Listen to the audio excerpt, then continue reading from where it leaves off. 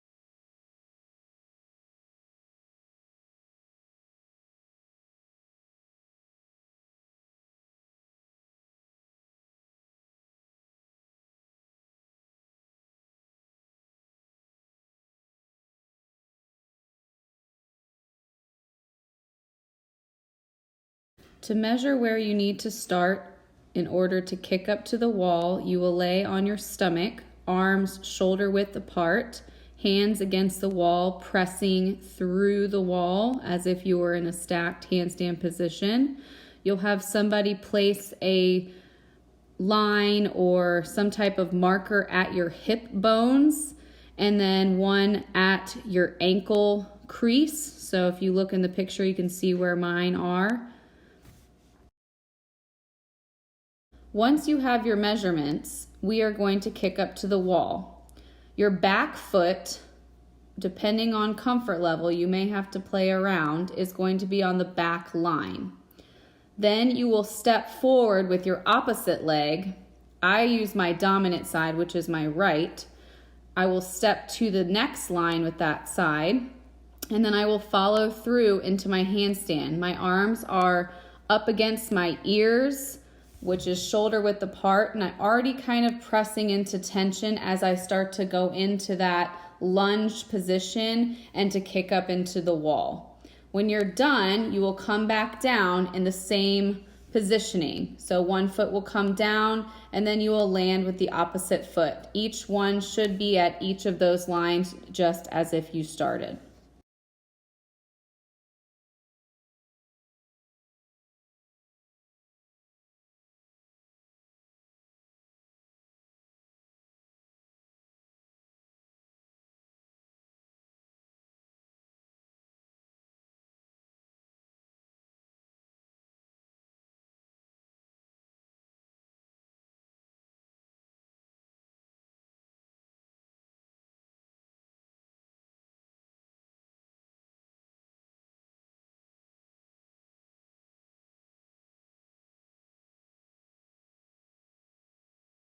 So this drill is a 45-degree hollow hold position, working on feeling tension and what you guys need to be thinking about during a actual handstand hold. So in order to do this, you're going to get into a nice hollow plank position against the wall with those feet touching the wall. You'll take a giant step up the wall, bring the other foot up to meet it. We're going to squeeze our glutes, tuck that rib down, and really activate the core there. Then take a couple slow and controlled steps forward as we're into a nice 45-degree position. While we're doing that, we're going to be pressing through the floor. Really think about driving the floor away. Our arms are going to be covering our ears nice and close. Those fingers are going to be spread wide as well. I want you guys to try to accumulate a 2-minute hold in this position. So maybe you can't hold it for the full 2 minutes the first time. That's okay. I want you to work towards that 2 minutes, but trying to hold it as long as possible and still keep everything nice and controlled without just collapsing. So when you guys do start to fatigue, go ahead, walk the hands back in a little bit, and then bring one foot down at a time, okay?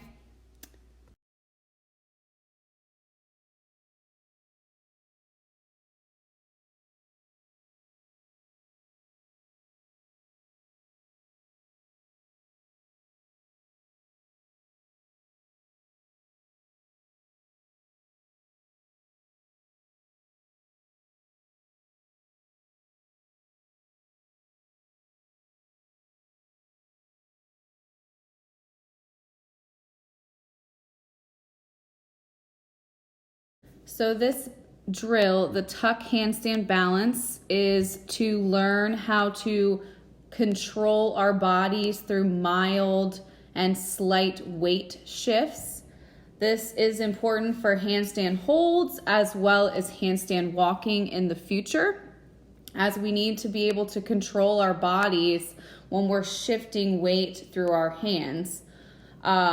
If you notice people holding handstands for a long time, they are slightly finding their balance through their arms, their core, their hands. So they're always doing a very slight weight shift. So this drill is to learn how to control that and learn where our body is in space during this movement so we don't go too far and fall over. So how to do this drill, we'll start by getting into a handstand tucked position against the wall. So you'll get nice and close, legs up. You're going to kind of walk your body into the wall so that the shins are flat and the toes are pointed. The other portion of your body should be in a nice stacked position with everything kind of pressing tall through the floor. Then you are going to slowly slide one of your legs up along the wall with the toes still in contact with the wall.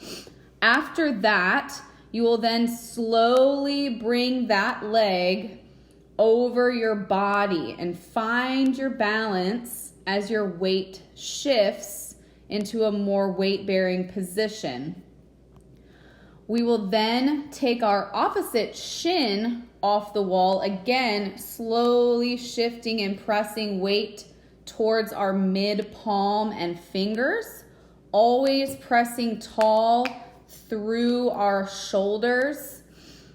Only the opposite toe is going to be on the wall. Very, very slight weight should be through that leg, not much at all.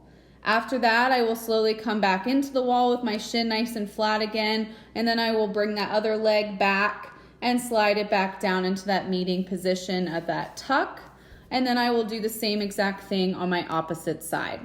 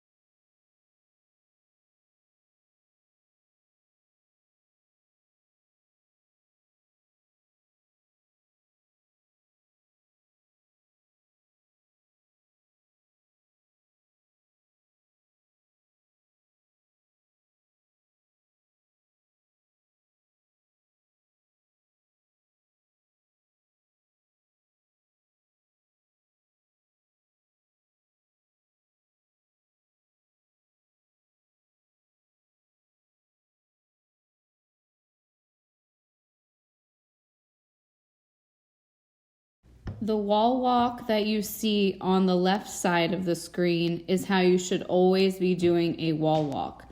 Nice tight body, core is tight, arms are pressing through the floor, nice and close to the ears, legs are staying nice and tight, glutes squeezed, legs are together, really nice and controlled.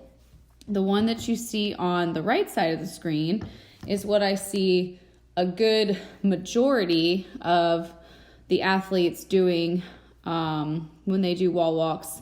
Sometimes I do understand things happen when you're fatigued in a workout, but I see this happening when you're not fatigued and you're just doing them for warm-ups and we're just throwing our bodies around really uncontrolled. It's actually, number one, not safe, but it's also going to end up probably hurting you at some point, because when you have lack of control, you can injure your really tiny stabilizing muscles, which are there strictly to stabilize things such as the shoulder. So if your whole body is moving around erratically, then it can throw things into our shoulders, which have these tiny muscles that support us. And if they're overworked, they can get strained or teared. Lots of things can happen. So really think about keeping your body nice and tight, guys. It's not gonna take you that much longer to do that wall walk if you keep things nice and tight.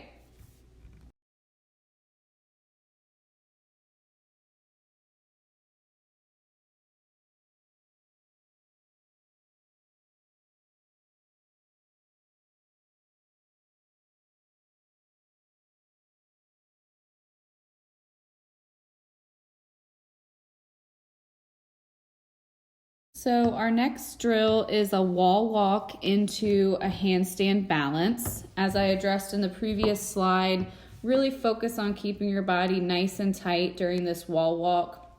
The more control you have here, the more control you're gonna have getting up to the wall, and you're gonna be nice and stable there once you get started. So we'll walk up to the wall nice and controlled.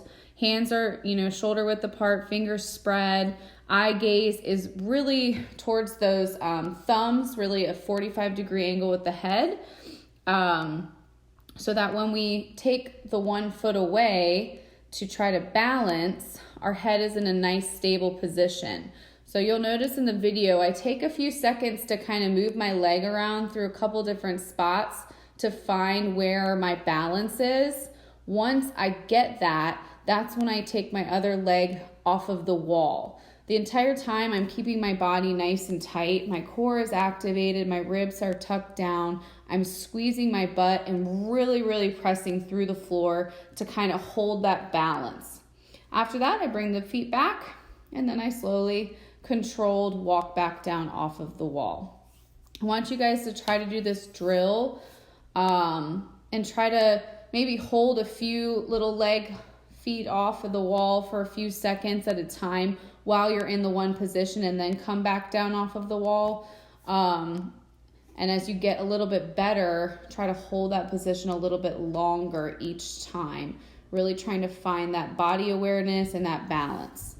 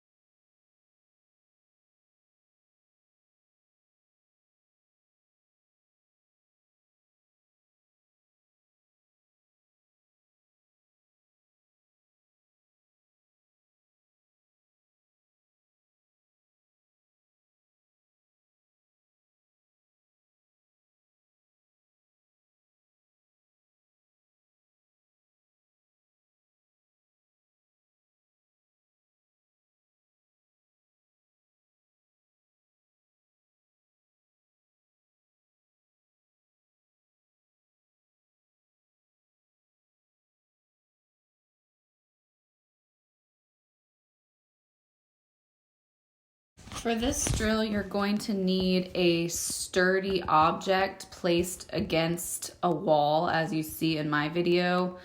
That bar stool isn't the greatest, but it works. So hopefully you have something a little bit more stable at your house. Something you could also use if your bed is tall enough, you could also use your bed as a place to start. So you're gonna wanna get both feet up on your object and then walk those hands closer to it so that you have a nice stacked spine. After that, you're gonna bring one leg away from the chair up into a nice vertical position, toes pointed, trying to stack that leg with the spine. Once you get into that kind of position and you find your balance, a comfortable spot, you're gonna want to lift that other leg off of the chair into a nice 90-degree position. You're gonna wanna try to hold that for as long as you feel comfortable, trying to find your balance. You'll bring that leg down and then switch and try it with the opposite leg. As you start to get comfortable with this drill and you're able to hold it for longer periods of time, you can start with the 90-degree position and then slowly bring the opposite leg up into a more vertical position or a little closer to vertical as you get more confident, trying to find those ways to balance your body while you're in the upright position. Always remember to be pressing through the floor, really driving those arms nice and tight, close to the body. Fingers are always spread wide to be able to kind of grip the floor. We want to squeeze our glutes, keep our core nice and tight with those ribs kind of tucked into a neutral position. Eye gaze is kind of through the thumbs there, and then also heads at about 45 degrees.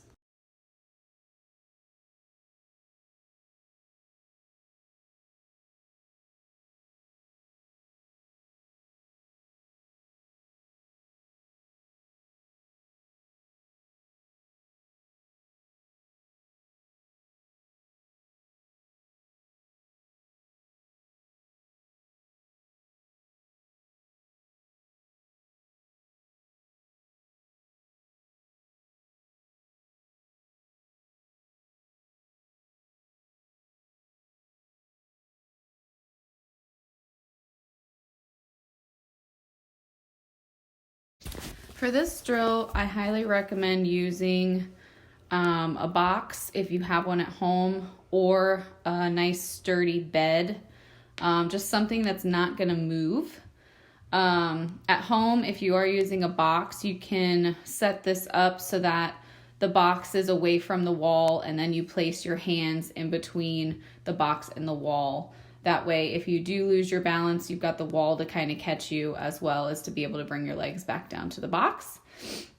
So when you kick up into this drill, you're going to be getting into a nice stacked position, bringing those arms as close to your object as possible. So my bed's a little bit uneven. I got as close as I could, trying to touch my forearms to that bed post as best as I could. That's going to give you that counterbalance that you can kind of press into in order to find your balance up at the top of the body, making sure we're still pressing through the ground. Those shoulders are nice and active, but then this gives you the chance to kind of play around with your balance, focusing on tucking the ribs down, getting your core nice and tight, squeezing your glutes, pointing the toes, squeezing the legs, finding all of those things and finding a good place in your balance. So that forearm support just kind of helps you kind of counterbalance as you do maybe lose your balance a little bit, or as you're slowly moving around to find that perfect spot.